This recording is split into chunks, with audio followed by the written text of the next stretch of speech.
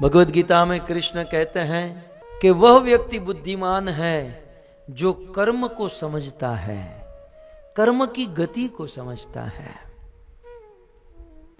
कृष्ण ने कहा बोद्धव्य कर्मणो ही अपि बोद्धव्यम, बोद्धव्यम विकर्मण अकर्मणो ही अपि बोद्धव्यम, गहना कर्मणो गति है। कृष्ण ने कह दिया कि कर्म की गति को कोई नहीं समझ सकता। कर्म की गति माने आज हम लोग किस कर्म की सजा भोगत रहे हैं और आज जो कर्म कर रहे हैं उसकी सजा कब कहां कैसे मिलेगी हम कोई नहीं जानते हैं, क्योंकि गहना कर्मणो गति, कर्म की गति एकमात्र भगवान जानते हैं। लेकिन फिर भी कर्मण ही अपि बोद्धव्यम, फिर भी कर्म के बारे में समझना चाहिए। आज हमारे जीवन में जो भी घटना घट रही है ये कर्म के कारण घट रही है। कुछ लोग कहते हैं मेहनत करो मेहनत करो, मेहनत करने से पैसे मिलेंगे, लेकिन हमने इस संसार में देखा है कि कुछ लोग रात दिन मेहनत करते हैं, रात दिन मजदूरी करते हैं। भारत में आपने देखा होगा सुबह से लेकर शाम तक वो हाथ गाड़ी खींचते हैं, माल उठाते, वजन उठाते हैं, शाम को 100-200 रुपये कमाते हैं। कितनी मेहनत। और कुछ लोग ऐसे हैं जो एयर कंडीशन ऑफिस में बैठे हैं, 2-3 फोन घुमा देते हैं तो 1-2 मिनट में 2-5 लाख रुपया कमा लेते हैं। यदि मेहनत करने से ही पैसा मिलता तो वो तो सुबह से लेकर शाम तक मजदूरी कर रहा है, उसको ज्यादा मिलना चाहिए है? ऐसा क्यों? कई बार आप लोगों के जीवन में भी होता होगा कि हम लोग इतना अच्छा, इतनी अच्छी भक्ति करते हैं, हम कभी किसी का बुरा नहीं करते, हम कभी किसी का बुरा नहीं सोचते, फिर भी हमारे साथ बुरा क्यों हो रहा है? और ये भी देखते हैं कि कुछ लोग बहुत गलत काम करते हैं, मांस खाते हैं, शराब पीते हैं और न जाने क्या क्या काम करते हैं, लेकिन फिर भी वो आनंद लूट रहा है। हम अच्छा काम कर रहे हैं, हम दुखी हैं, और जो बुरा काम करते हैं वो सुखी हैं। ये सब क्या है? ये और कुछ नहीं, ये एक और मात्र एक कर्म का फल है। ये कर्म का फल है। भगवद गीता में कृष्ण कहते हैं कि प्रत्येक कार्य की एक प्रतिक्रिया होती है। Every action have equal and opposite reaction. तो हर एक कार्य की एक प्रतिक्रिया होती है। आप कोई बॉल फेंको, जितनी जोर से फेंकोगे उतना ही रिबाउंस होकर आएगा। अब जो भी कार्य करते, एक बात समझ लीजिए, जो भी हम कार्य करते हैं उनकी एक प्रतिक्रिया अवश्य होगी। कुछ कार्य ऐसे हैं जिसकी प्रतिक्रिया तुरंत होगी, कुछ कार्य ऐसे हो जिसकी प्रतिक्रिया 5 मिनट के बाद होगी, कुछ कार्य ऐसे जिसकी प्रतिक्रिया 5 साल के बाद होगी, कुछ कार्य ऐसे हैं जिसकी प्रतिक्रिया 5 जन्म के बाद होगी। ऐसा मत समझिए हम बुरा काम करते हैं तो हमें तुरंत फल मिलेगा, नहीं। कर्म के फल में अंतर होता है, कभी तुरंत कभी फास्ट। जैसे आप खराब पानी पियो तो तुरंत रोग नहीं होगा, 2-5 वीक के बाद आपको जॉन्डिस या कुछ होगा, है ना। आप मोबाइल का बिल ना भरो तो तुरंत आपको दंड नहीं मिलेगा, 1 महीने के बाद, और फिर नहीं भले तो 3 नोटिस और फिर आगे, तुरंत नहीं होता। लेकिन अभी आप नीचे उतर कर किसी स्कूली को एक जोर से थप्पड़ मारो, तुरंत उसका रिजल्ट आएगा। ये ऐसा कर्म है जिस तुरंत रिजल्ट। सभी कर्मों के रिजल्ट में अंतर होता है, कोई तुरंत मिल जाता है, कोई कुछ समय के बाद, कोई कुछ सालों के बाद, कोई कुछ जन्म के बाद। इसलिए कृष्ण ने कहा ना कि गहना कर्मणो गति, कौन से कर्म का फल कब कहां कैसे मिलेगा ये कोई नहीं समझता, लेकिन कर्म का फल तो अवश्य मिलेगा। जैसी करनी वैसा फल, आज नहीं तो निश्चित कल, वो तो अवश्य मिलेगा। तो कुछ लोगों का ये प्रश्न है कि हम इतना अच्छा काम करते हैं, किसी का बुरा नहीं करते, बुरा नहीं सोचते हैं, फिर भी हमारे साथ बुरा होता है। और कुछ लोग बुरा करते हैं लेकिन वो बड़े सुखी हैं। इसका कारण ये है कि हमने पूर्व जन्म में कुछ बुरा किया होगा, हमने पूर्व समय में या पूर्व जन्म में कुछ गलत, कुछ बुरा किया होगा, जिसका फल आज हमें दुख के रूप में मिल रहा है। कितने भी माथा मारो लेकिन पैसे नहीं कमा पा रहे हैं। देखते ना, कुछ लोग कितने बुद्धिमान होते हैं, कितना ज्ञान होता है, लेकिन कोई पैसा नहीं, कोई इनकम नहीं। और कुछ लोग तो मैं सोचता हूं ये कैसे पैसे कमा लेते होंगे। चौथा माला ही नहीं होता है, बुद्धि नहीं होती है, लेकिन कर्म का बादशाह होता है। हम लोग कर्म के नौकर हैं। वो अच्छा कर्म लेकर आया है। नहीं तो विचार करो, यदि कर्म का कोई सिद्धांत ही न होता, है ना, तो एक ही दिन में 2 बालक का जन्म हुआ। कुछ लोग कहते हैं ना, मेहनत करने से सब मिलता है, बस पुरुषार्थ को तो ये करो वो करो। हाँ, 2 बच्चे, एक ही दिन में 2 बच्चों का जन्म हुआ। एक बच्चे का जन्म कोई धनी परिवार में, अंबानी परिवार में हुआ समझो, और एक बच्चे का जन्म किसी मजदूर झोपड़ी में रहने वाले के घर पर हुआ।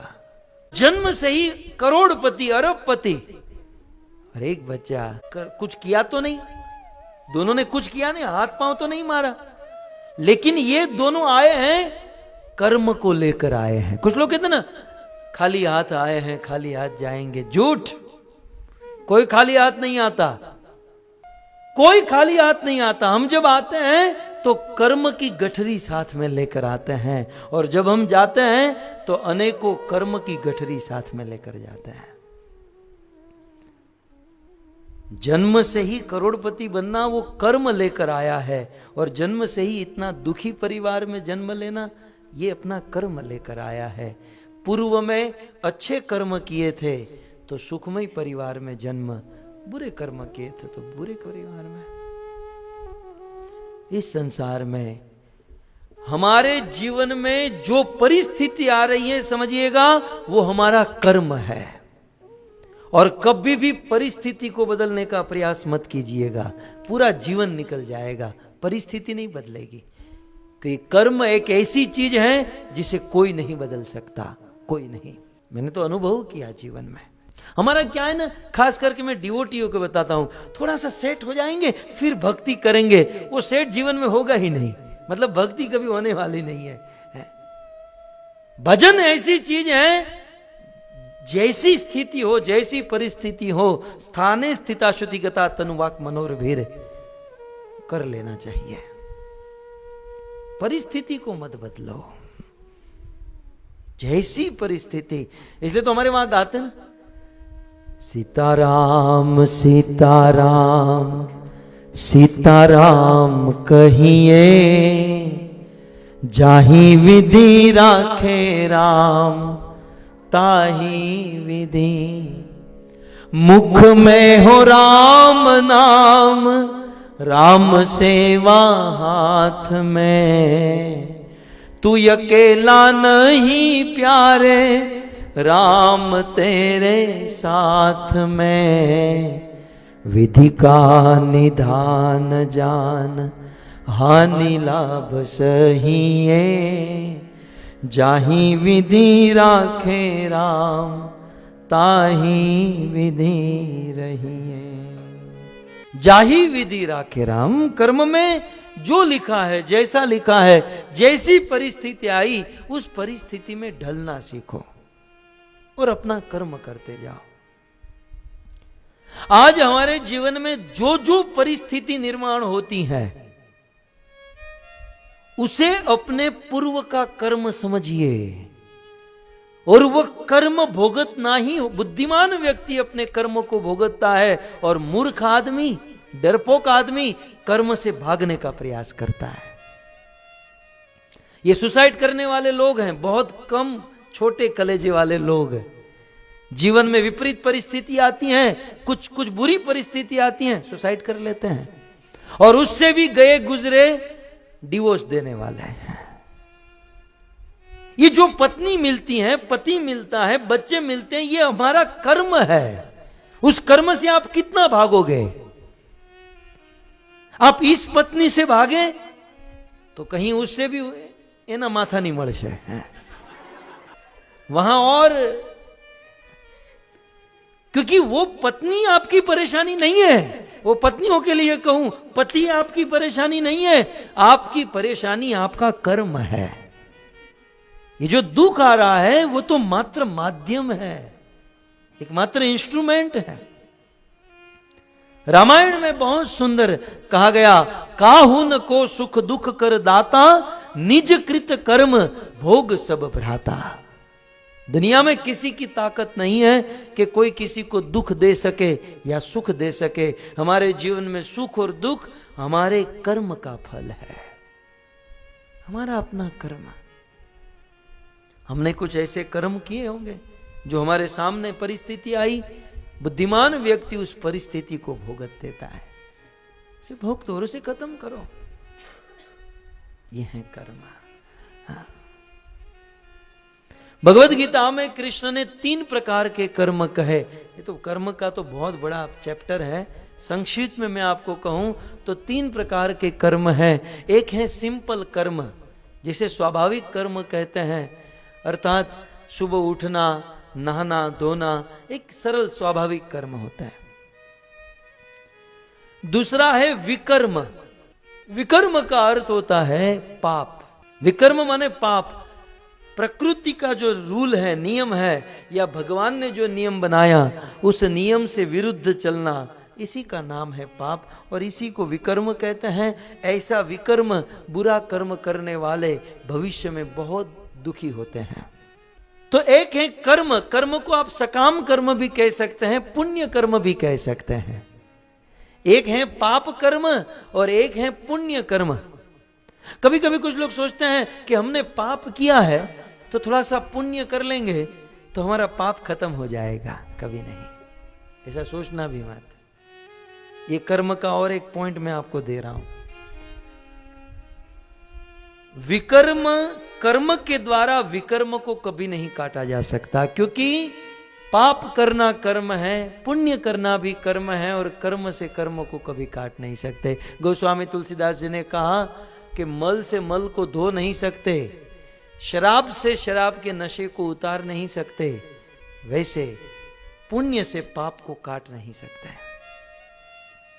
आपने पुण्य किया है उसका भी फल भुगतना होगा, पाप किया है तो उसका भी फल भुगतना, दोनों किया है तो दोनों का फल भुगतना होगा। कुल मिलाकर यह है कि कर्म किसी को नहीं छोड़ता। कर्म की गति बड़ी सूक्ष्म है। समय का अभाव है, नहीं तो एक एक पॉइंट में आपको समझाता। आप समझदार हो, समझ रहे हो, आप तो केवल चेक करने आए हो, बाकी आपको तो ज्ञान है ही पहले से। तो कर्म की गति बहुत सूक्ष्म है। जो भी हो रहा है जीवन में, जब भी कोई अघट घटना घटे तो भक्तों एक बात ध्यान में रखिएगा, किसी को दोष मत दीजिएगा। इतना सीख जाओ, जीवन में कोई मन से विपरीत घटना हो जाए, अघट घटना हो जाए, कोई दुख प्रॉब्लम आ जाए, किसी को दोष मत दो। दोष देना चाहते हो अपने कर्म को दोष दो। भागवत में वर्णन है कि ध्रुव को जब उनकी सौतेली मां ने उठाकर पटक दिया, निकाल दिया, तब ध्रुव की मां ने ध्रुव को इतना ही कहा कि बेटा तुम स्वप्न में भी यह मत सोचना कि तुम्हारी सौतेली मां ने तुम्हें दुख दिया है। नहीं, दुनिया में कोई किसी को दुख नहीं दे सकता बेटा। ये दुख आज जो हमारे जीवन में आया है वो हमारे ही कर्म का फल है। कभी ना कभी, कहीं ना कहीं हमने कुछ किसी का बुरा किया होगा जो आज बुरा फल बनकर हमारे पास आया है। भारतवर्ष की एक मां का यह उपदेश था। हमें भी हमारे जीवन में यह सोचना चाहिए कि कोई हमें दुख हमारा कर्म दे रहा है, हमारे पूर्व का बुरा कर्म जो आज दुख बनकर आता है। और ब्रह्मा ब्रह्म संहिता में कहते हैं कि इंद्र से लेकर चींटी तक सब लोग अपना अपना कर्म भोगत रहे हैं। सब लोग, इंद्र से लेकर चींटी तक सब लोग अपना अपना कर्म भोगत रहे हैं, और कर्म से कोई मुक्त नहीं हो सकता। जीवन में अच्छा कर्म या बुरा कर्म, जैसे बुरा कर्म होता है ना, वैसे अच्छा कर्म भी होता है। हमें ही देख लो, हमें कभी कभी कुछ नहीं खाना होता है, लेकिन इतना प्लेट प्रसाद होता है और इतना फोर्स होता है, खा लो खा लो खा लो खा लो। हम समझते हैं ये कर्म है हमारा। और कभी कभी भूखे पेट सो जाना, कभी कभी ऐसी जगहों पर कथा होती है भूखे पेट सो जाना पड़ता है, कर्म है। नहीं तो विचार करो कि लोगों के पास करोड़ों रुपये हैं, भोजन की कोई कमी नहीं है, लेकिन स्प्राउट खाते हैं, डाइटिंग चल रही है।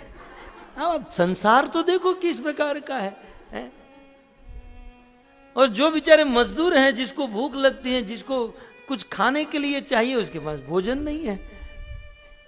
ये सब कर्म है भक्तों। कर्म को समझिए। कुल मिलाकर ब्रह्मा से लेकर चींटी तक, इंद्र तक, सब लोग अपने अपने कर्म को भोगत रहे हैं।